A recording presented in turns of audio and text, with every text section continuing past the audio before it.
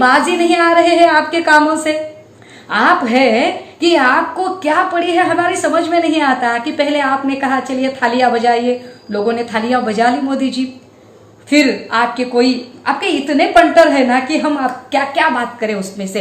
वो कोई केत के चितले टाइप जो लोग हैं ना, ये जो केत की चितले टाइप जो लोग हैं, शरद पोंक्षे टाइप जो लोग हैं जो महाराष्ट्र में है, या नेशनल लेवल पर संबित पात्रा टाइप जो भौ करने वाले लोग हैं, ये जो सारे अगस्त में हमारे देश के प्राइम मिनिस्टर आयुष्मान नरेंद्र मोदी जी यह अयोध्या में मंदिर के नींव का पत्थर रखने जा रहे हैं, और वह उनके लिए बहुत बेहद ज़रूरी काम है।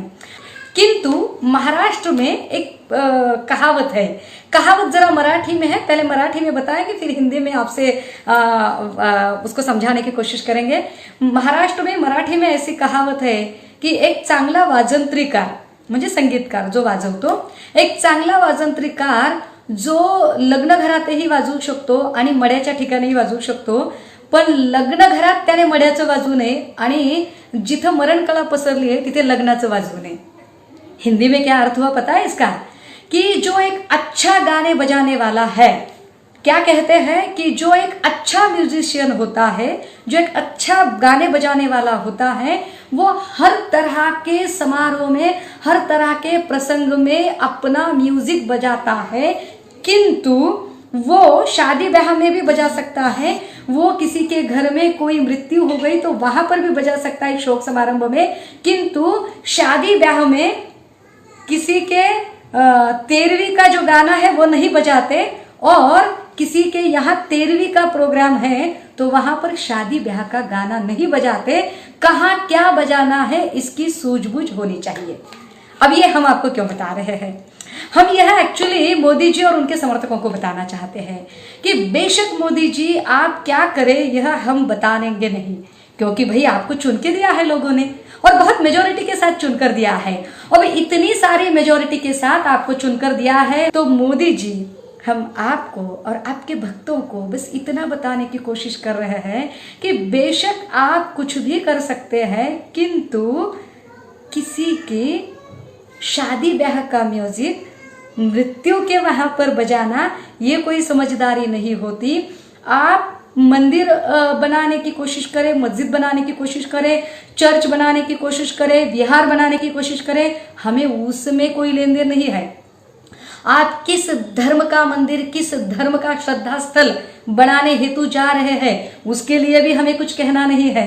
हमें कहना बस इतना है कि मोदी जी आज की तारीख में जहां सभी धर्मों के श्रद्धा स्थल लॉक किए हुए हैं, आज की तारीख में जब लॉकडाउन के नाम पर यहाँ हिंदुओं के मंदिर हो, मुस्लिम्स की मस्जिद हो, क्रिश्चियंस के चर्च हो, या गुरुद्वारे हो, या और कुछ हो, जब सभी लॉक्ड करके रखे हैं और सिर्फ अस्पताल ही शुरू है, सिर्फ अस्पतालों की सेवाएं शुरू है, और अस्पतालों की जो सेवाएं शुरू है वो बहुत ज्यादा जरूरत है, बहुत ज्यादा जरूरत है ऐसे जगहों की।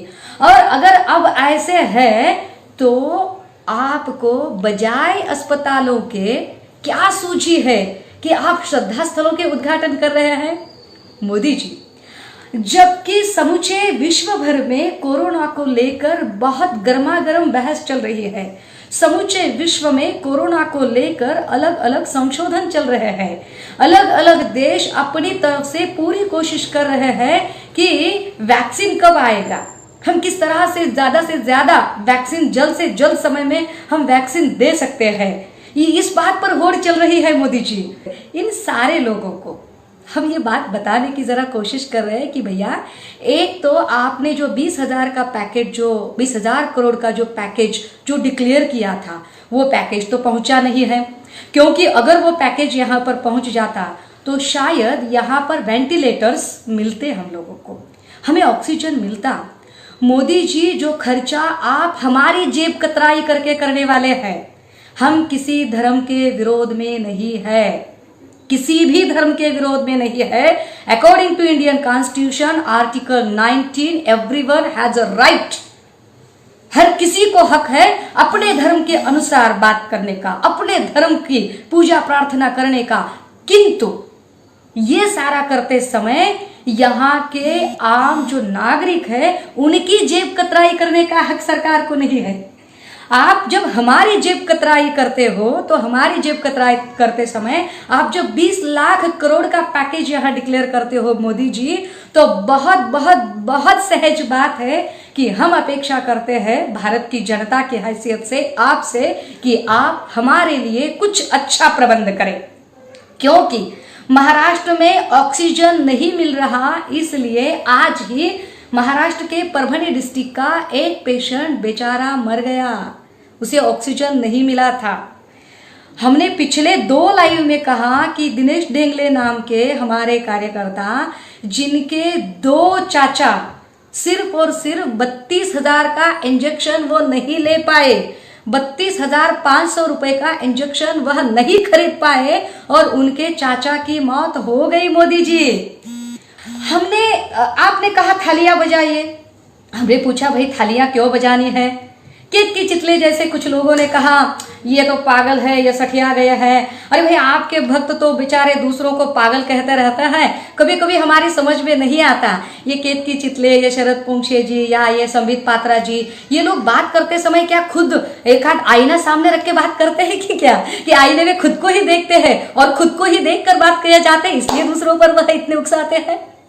सोचना पड़ेगा मोदी जी, इस बात को लेकर जरा सोचना पड़ेगा। और हाँ, हम हमारे राज्य के माननीय मुख्यमंत्री आयुष्मान उद्धव जी से भी अपेक्षा करते हैं कि आयुष्मान उद्धव जी, आपकी प्रतिमा हमारे मन में दिन ब दिन बहुत बहुत बहुत अधिकतम अच्छी होती जा रही है।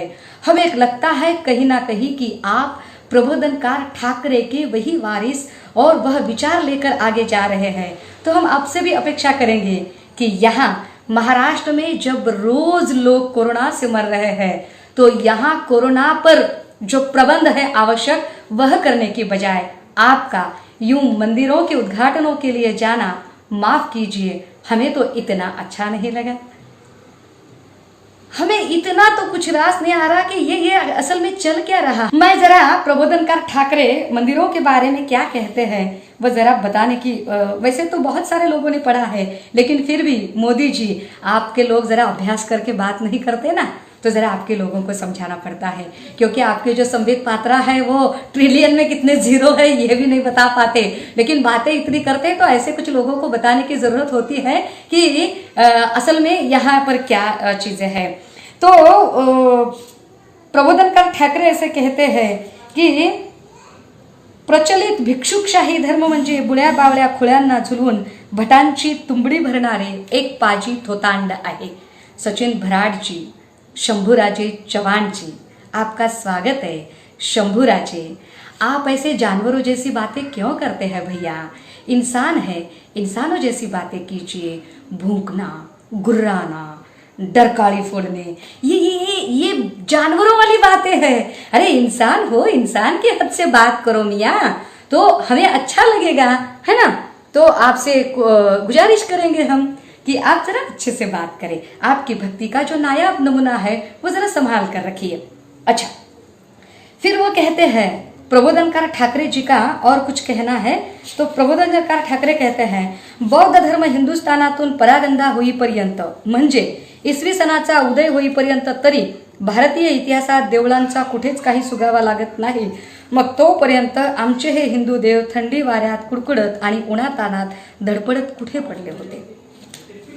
हम ये बात अपनी नहीं बता रहे हैं, हम यह बात जो प्रबोधनकार ठाकरे जी ने जो अपनी इस पुस्तक में लिखी थी, देवळांचा धर्म, धर्मांची देवळे, बस इतना ही हम बताने जा रहे हैं।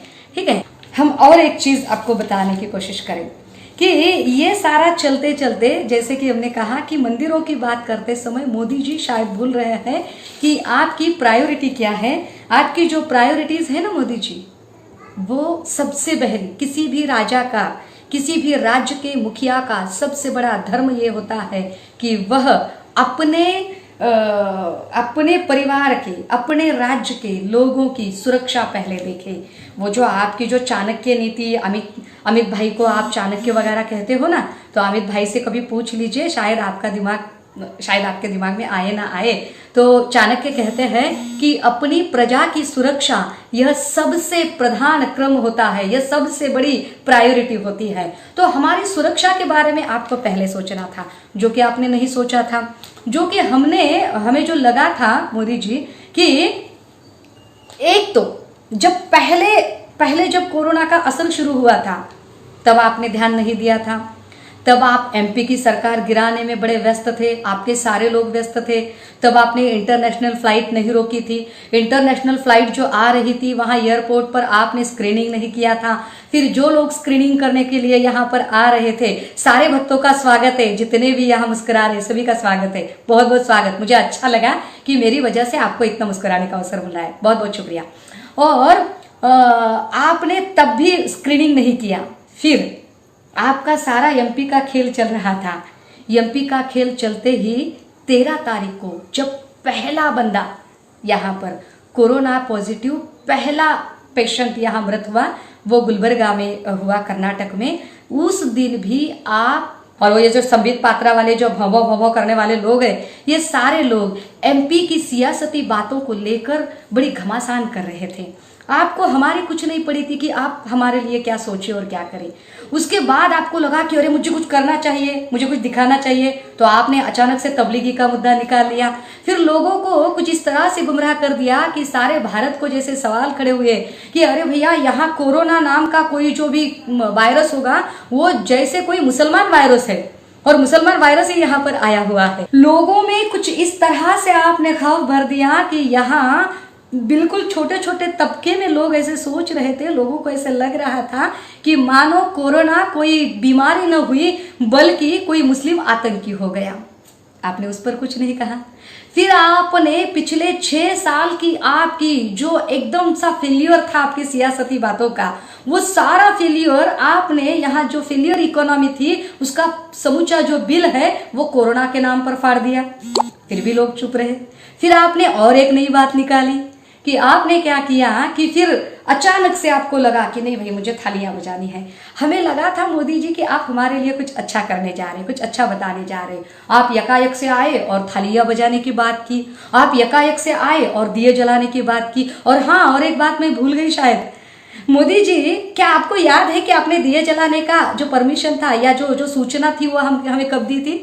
आपने हमें दिए जलाने की सूचना बिल्कुल 72 घंटे पहले दी थी मोदी जी, 72 घंटे पहले। लेकिन आपने लॉकडाउन की सूचना हमें कब दी थी पता है आपको? आपने 22 तारीख को रात के 8:30 बजे आप आए लाइव और रात के 8:30 बजे एकदम आकर आपने कहा आज रात 12 बजे से लॉकडाउन हो रहा है। मोदी जी, लॉकडाउन जैसी चीज जो कि लोगों के निजी जीवन पर बड़ी असरदार साबित होने वाली चीज है, इस चीज को लेकर आपने हमें 4 घंटे तक नहीं दिए भारत की आबादी को, वही आपने आपका दिए वाला इवेंट करने के लिए 72 घंटे की मोहलत दे रखी थी। यानी कि आप आपके इवेंट को लेकर कितनी संजीदगी से सोचते हैं और आप यहाँ लॉकडाउन और लोगों की निजी सुविधा असुविधा को लेकर कितना सोचते हैं, ये जरा सोचना पड़ेगा मोदी जी। फिर लोग आपको सवाल पूछते रहे कि अरे भाई मोदी जी दिए और थाली से क्या होगा? तो आपके भक्त फिर टूट पड़े, जैसे अभी ये मुस्कुरा रहे बेचारे पगला गए हैं आपके प्यार में। क्या करें, प्यार में इंसान अंधा होता है तो बेचारे को कुछ सूझता नहीं। वो जैसे तैसे अपने भगवान के लिए, अपने वो चहेते के लिए जिस पर वो अपनी जान निछावर करता है, उसके लिए हंस हंस के सारे गम सह लेता है। जैसे ये बेचारे भक्त मुस्कुरा मुस्कुरा के सारे गम सह रहे हैं और बेचारे नोटबंदी के वक्त भी वो सह रहे थे, वो सारे बेचारे भक्त जीएसटी के वक्त भी सह रहे थे और अब भी सह रहे हैं। निर्मला सीतारामन जैसे और कितने ही, हम कितना किन किन को पूछे। मोदी जी, क्या आपको इस बात में जरा भी कतई अचरज नहीं लगता कि सैनिटाइजर जैसी चीज जो अब की आज की तारीख में समूचे भारतवर्ष के लोगों के लिए बड़ी ही अहम चीज है और उस सैनिटाइजर पर आप 18% की जीएसटी लगाते हो? क्या मोदी जी, ये कोई परिवार के मुखिया वाली बात हो गई?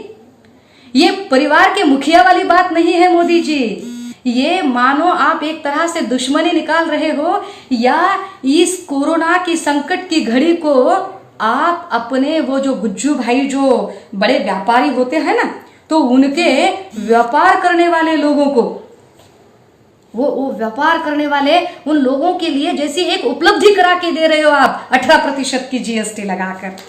इसके बारे में आप कभी सोचेंगे ही नहीं। अरे चलिए छोड़िए मोदी जी, अब आप चलिए कि हम आपको पूछ रहे थे कि 20,000 करोड़ के पैकेज का क्या हुआ, हम आपको पूछ रहे थे कि वेंटिलेटर्स का क्या हुआ, कितने ही ऐसे रूरल एरियाज है कि जहां वेंटिलेटर्स बिल्कुल ही नहीं पहुंचे हैं। लॉकडाउन, मान लीजिए कि लॉकडाउन, यह तो हमें लगता ही नहीं कि लॉकडाउन एक बहुत बढ़िया कोई उपचार है। हाँ, ऐसे हो सकता है कि सोशल डिस्टेंसिंग मेंटेन करने के लिए और प्रिकॉशनरी कुछ बातें करने के लिए जो समय चाहिए वो समय हड़बड़ी ना मचे, हड़कंप ना मचे, इसलिए शायद लॉकडाउन एक पर्याय, एक ऑप्शन हो सकता है।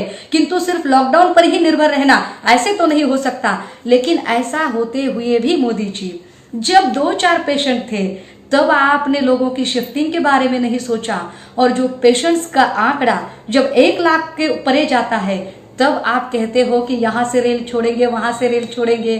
क्या चल रहा है मोदी जी? क्या आपकी मिनिस्ट्री में जो मिनिस्टर्स है, क्या वो कुछ सूझबूझ वाले हैं कि नहीं, या बस ऐसे ही जैसे हम कहते हैं यहाँ पर कि क्या बोल रहे, क्या भैंसा दूध देता है? हाँ बोल, क्या भैंसा दूध देता है? तो कोई कहेगा हाँ साहब देता है। कोई बोलेगा साहब आप बोलिए किस भैंसे का निकालो। मोदी जी, आपके मिनिस्ट्री में क्या मिनिस्टर किस तरह से काम करते हैं कि आपसे कुछ कोई सवाल ही नहीं पूछता कि अरे ये क्या चल रहा है, किस तरह। हाँ, मुंबई में तो कोरोना अब बड़ा अच्छे से वो कंट्रोल में तो आ रहा है। हाँ, उससे मैं याद आया मुझे मोदी जी कि आपके कुछ बंदों ने कहा कि आरएसएस के बंदों की वजह से ही धारावी में कोरोना कंट्रोल में आ सका है। मुझे बड़ा आश्चर्य हुआ मोदी जी, अगर धारावी में आरएसएस की वजह से कोरोना कंट्रोल में आ रहा है तो भैया नागपुर में आपका हेडक्वार्टर है। राजू शेट्टी ने पूछा हुआ सवाल कोई गलत नहीं है, सोचना पड़ेगा इस पर। मोदी जी, आपको याद रहे कि धारावी में कोरोना कंट्रोल में आ रहा है क्योंकि धारावी के जो विधायक है ना, चुनकर आए हुए सुश्री वर्षा गायकवाड़ जी, बाबा साहब के विचारों पर चलने वाली भीमराज की बेटी वहां विधायक की हैसियत से चुनकर आई है, और वह भीमराज की बेटी वहां पर कुछ ऐसे पुख्ते प्रबंध करती है कि जिस पुख्ते प्रबंध की वजह से धारावी जैसी सबसे बड़ी आबादी वाले इलाके में आज की तारीख में कोरोना कंट्रोल में आ रहा है। मोदी जी, ये इतना ही सही, इतना सीधा नहीं है। और रही बात आपकी न मोदी जी, या आपके जहां भी सरकार चल रही है, तो हम आपको याद दिला दें मोदी जी कि आपने जो डॉक्टर काफिल खान को जो रासुका लगाकर रखा है, और जो रासुका लगाकर डॉक्टर काफिल खान को आप देशद्रोही बताने की कोशिश कर रहे हैं कि डॉक्टर काफिल खान यह कोई देशद्रोही बंदा नहीं था। काफिल खान असल में आपका नकारापन साबित किया जा रहा था, क्योंकि ये डॉक्टर काफिल खान वही है मोदी जी। शायद आपकी याददाश्त अगर कमजोर हो गई हो तो मैं आपको बता दूं, आपको याद दिला दूं कि यह डॉक्टर काफिल खान वही है जो यूपी में 59 बच्चे बिल्कुल ऑक्सीजन की कमी की वजह से तड़प तड़प कर मर गए, और आपकी पार्टी का हेल्थ मिनिस्टर बड़े बेशर्मी के साथ और बड़े बेबाक होकर कह रहा था कि अक्टूबर में तो बच्चे मरते ही हैं। तो उसे शायद पता नहीं, या उसे शायद इस बात का रत्ती भर भी उसे अफसोस नहीं है, उसे इस बात की जानकारी नहीं कि अरे भैया, उस हेल्थ मिनिस्टर को पता नहीं कि उसी के स्टेट में गवर्नमेंट अस्पतालों में ऑक्सीजन की कमी की वजह से वह बच्चे मर रहे थे। उस वक्त उस अस्पताल में का एक बड़ा ही ड्यूटीफुल नेक बंदा बनाम मिस्टर डॉक्टर काफिल खान, वह बंदा पूरे शहर भर में जहां कहीं भी उसे मिल रहे थे, जहां कहीं भी उसे ऑक्सीजन के सप्लाई मिल सकते थे वो वहां से लेकर आ रहा था और उन बच्चों के लिए वह कोशिश कर रहा था उन्हें बचाने की। लेकिन यह बात जब सामने आई और मीडिया जैसे ही काफिल खान को हीरो दिखाने की कोशिश कर रहा था, एक तरह से काफिल खान को हीरो कहना मतलब यूपी की सरकार मिस्टर योगी को जीरो साबित करना था और मिस्टर योगी का नकारापन जैसे साबित हो रहा था। इसी बात का गुस्सा मन में लेकर मिस्टर योगी ने डॉक्टर काफिल खान पर जिस तरह से आज की तारीख में मुकदमे चलाए हैं, हम मोदी जी इस लाइव के माध्यम से हम जानबूझकर हिंदी में बोल रहे हैं मोदी जी, हाँ जानबूझकर, क्योंकि हमें पता है ये जो जितने लोग देख रहे हैं ना, इसमें बहुत सारे आपके भक्त भी शामिल है और भक्त बड़े बेचारे परेशान से हो गए हैं। तो इन सारे परेशान भक्तों को समझाने के लिए हम चाहते ही है कि ये परेशान भक्त आप तक ये पहुंचाए कि महाराष्ट्र में हम किसी पार्टी के मेंबर नहीं है, ना एमपी एमएलए है, ना किसी पार्टी के प्रवक्ता है, बिल्कुल आम इंसान की हैसियत से और बतौर बाबा साहब की बेटी की हैसियत से बाबा साहब ने दिए हुए संविधान में जो बोलने का और सवाल पूछने का जो हक है, वो सवाल पूछने का हक लेकर हम आपसे पूछना चाहते हैं मोदी जी, काफिल खान को अंदर डालना देशद्रोही, किस तरह के वो देशद्रोही है हमें जरा समझाइए। कोरोना के चलते यहाँ पर जो लोग मर रहे हैं उनके इलाज के बारे में सोचना छोड़कर जिस तरह से आपने पहले शुरुआती दौर में एमपी में आपकी गंदी सियासती चालें चली, वही गंदी सियासती चालें आज की तारीख में आप राजस्थान में चल रहे हैं। तो राजस्थान की जो आपकी सारी जो गंदी सियासती हरकतें हैं, इन गंदी सियासती हरकतों से क्या आपको फुर्सत मिल रही है? क्योंकि हमें लग रहा है कि आपको शायद आपको फुर्सत मिल रही है, शायद राजस्थान से आपको थोड़ी सी फुर्सत मिली है, इसलिए तो आपने ये मंदिर वाला ड्रामा फिर से शुरू कर दिया है। मोदी जी, हम आपको और एक बार याद दिला दे कि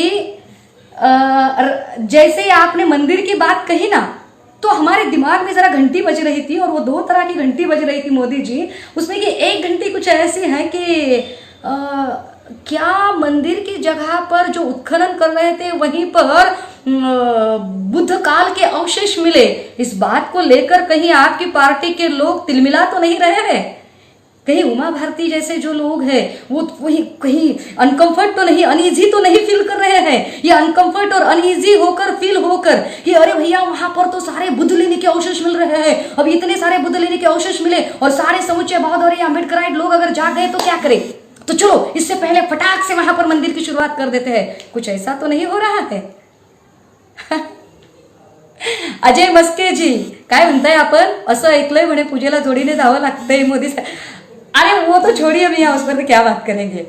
हाँ, अब ये सारा करते समय या दूसरी बात हो सकती है ना, या तो वहां पर जो बुद्ध लेने के जो अवशेष मिले शायद उससे तिलमिला जाना, अनकंफर्ट होना, अनईजी होना और जल्दबाजी में कोई डिसीजन लेना, या और एक दूसरी बात हो सकती है कि शायद जो भी क्या कहेंगे उसे कि यूपी का बिहार का इलेक्शन है, तो इलेक्शन में तो आपको कुछ सारी चीजें करनी पड़ेगी ना आपको तो हर बार, क्योंकि जब तक आप एक डुप्लीकेट विरोधक सामने नहीं रखते, एक डुप्लीकेट दुश्मन दिखाना जरूरी होता है ना। भारत की आवाम को बार बार यहाँ के मुसलमानों से डर है, यह डरावनी बात कह कह कर आपने यहाँ का जो एक हिंदुइज्म को उकसाने की कोशिश की है, वही उकसाने की जो कोशिश है यह आपके मंदिर निर्माण की पहल को लेकर हम समझ सकते हैं। हम समझ सकते हैं मोदी जी कि आप बहुत अच्छे इवेंट मैनेजर हैं और जिस तरह से आपने पश्चिम बंगाल के इलेक्शन को लेकर आपने अपना पूरा जो मेकओवर बना दिया है वो काबिल तारीफ है। हेड्स ऑफ मोदी जी, बड़ा बड़ा बड़ा काबिल तारीफ आपका वो सारा मेकओवर है। लेकिन फिर भी हम आपसे फिर एक बार कहेंगे कि वहाँ राम मंदिर बने या वहाँ मस्जिद बने, वहाँ चर्च बने, वहाँ गुरुद्वारा बने या वहाँ बुद्ध विहार बने, it's none of my business. इससे कोई फर्क नहीं पड़ता, क्योंकि जो सच्चा हिंदू होगा ना मोदी जी, जो सच्चा हिंदू होगा, हाँ, तो हिंदू फिलोसॉफी क्या कहती है पता है आपको? हिंदू धर्म की फिलोसॉफी के अनुसार भगवत गीता में कहा गया है, यदा यदा ही धर्मस्य ग्लानिर्भवति भारताः अभ्युत्थानं धर्मस्य तदात्मानं सृजाम्यहम्। जब जब कभी धर्म को ग्लानि आती है, जब जब कभी पाप बहुत ज़्यादा बढ़ जाता है, जब जब कभी कोई इंसान बिल्कुल अति अति अति परिसीमा कर जाता है, तब तब उसका अंत तय होता है। और उसी भगवत गीता को प्रमाण मानने वाले जो हिंदू है, वह हिंदू और एक बात समझते हैं। वह कहते हैं कि सृष्टि के कण कण में ईश्वर है, सृष्टि के कण कण में ईश्वर है, यानी कि ईश्वर हर जगह पर है। मोदी जी आप ही कहते हैं ना, बहुत बड़े हमने बहुत सारे फिल्मों में, किताबों में यह डायलॉग, धारावाहिकों में, बहुत जगहों पर हमने यह डायलॉग सुना है कि रोम रोम में राम बसे है। हर जगह पर, हर जर्रे में वो है, हर जर्रे में वो बसा है। फिर आप चाहे उसे अल्लाह कहे या आप चाहे उसे ईश्वर कहे, अगर वो हर जर्रे में बसा है, अगर वो हर रोम रोम में बसा है, तो मोदी जी अगर राम मुझ में है, अगर राम आप में है, अगर राम आपके सारे उन भक्तों में है, अगर राम भारत की हर जमीन में है, अगर राम भारत के हर स्टेट में है, अगर राम भारत के समूचे समूचे समूचे, वो हम क्या कहते हैं, यहाँ का कंकर कंकर शंकर है, यहाँ का बिंदु बिंदु सिंधु है, यहाँ के अगर पैर राह चलते किसी मुसाफिर ने किसी कंकर को भी ऐसे ही लात मारी तो उसमें से भी आवाज आएगी, कहते हैं ना, ऐसी कुछ डायलॉग बाजी होती है ना। तो अगर यह सारी डायलॉग बाजी है और ये डायलॉग बाजी अगर सच है कि अगर रोम रोम में राम बसे है, ये फिलोसॉफी अगर सच है ना मोदी जी, तो क्यों हट करके बैठे हैं कि वही मंदिर बनाना है और अभी बनाना है।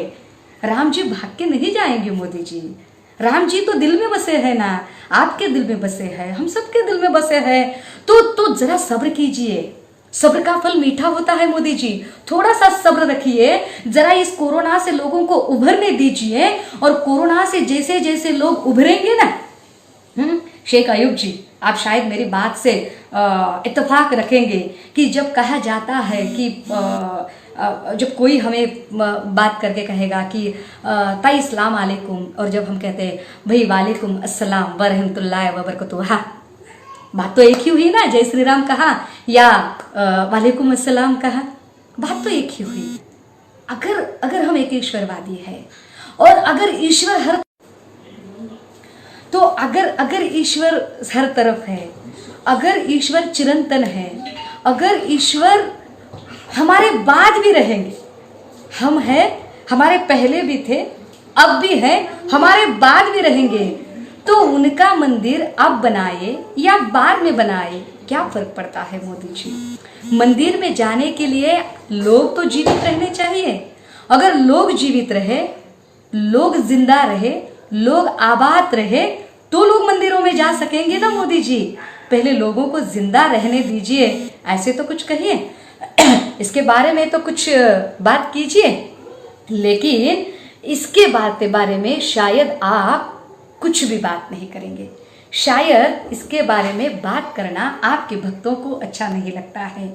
हमें आपसे कुछ नहीं चाहिए, आप देंगे भी नहीं। हाँ, लेकिन अगर भारत के लोगों ने आपको चुन कर दिया है, तो मोदी जी हम आपको अंत में बताना चाहते हैं कि भारत की आवाम ने आपको हमारी सुविधा के लिए चुन कर दिया है।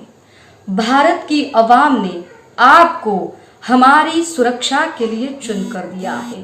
भारत की आवाम ने आपको हमारे जो प्रायोरिटीज है, हमारी जो डेली नीड्स है, उन डेली नीड्स पर बात करने के लिए, उन डेली नीड्स पर अपनी राय रखने के लिए चुन कर दिया है।